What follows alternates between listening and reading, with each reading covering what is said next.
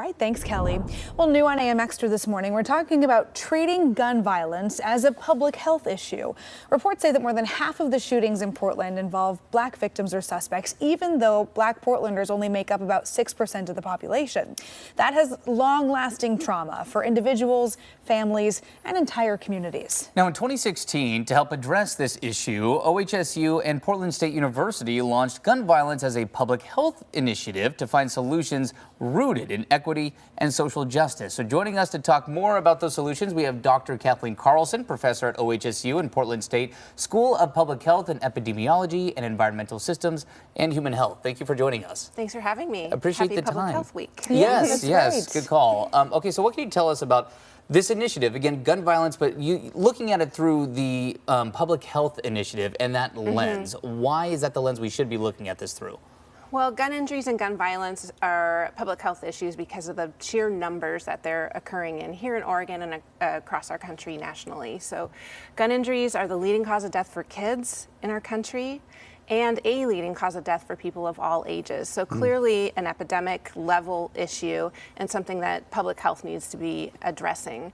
At the School of Public Health, the OHSU PSU School of Public Health, we've had this initiative, and now we've launched a Gun Violence Prevention Research Center to take a systematic scientific approach to understanding the issues that are driving the rates of injury and death here regionally, and to work across multiple partnerships and agencies and organizations to come up with solutions to address those problems. And I would say that the public health view is one that's it's holistic and comprehensive, so high level, looking at all the many factors that contribute to those gun violence events that occur in our communities. Right.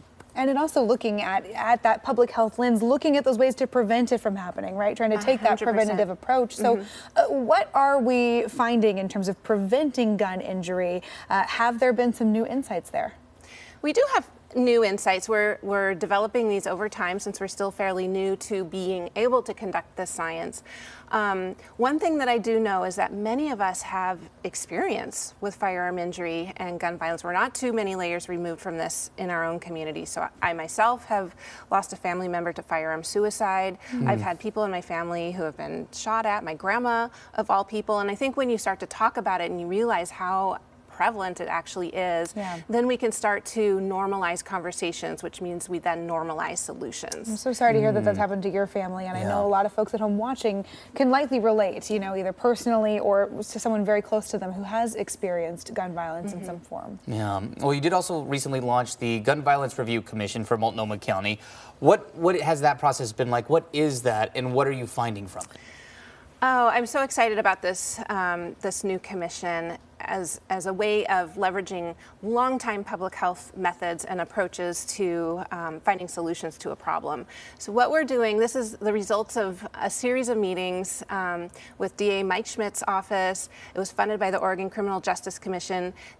This group that really believed in a public health approach. So how do we get further upstream of all of these issues that they're seeing and prevent the causes of gun violence before those causes even happen? So we have just launched in January a series of meetings with commission members from all over the metro region.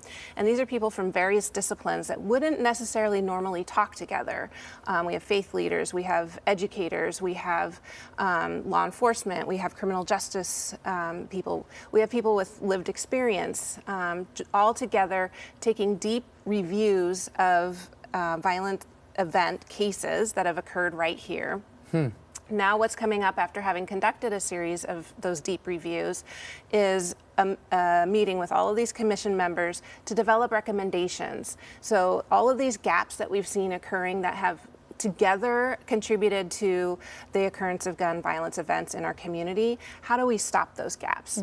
This next step is to develop those recommendations and feed them into our leadership committee comprised of influential leaders in our community, the people who can pick up the phone and say, hey, we need to close this gap. How can you help me do that? Right. That's the next step. We're really excited about it, but it's still very early.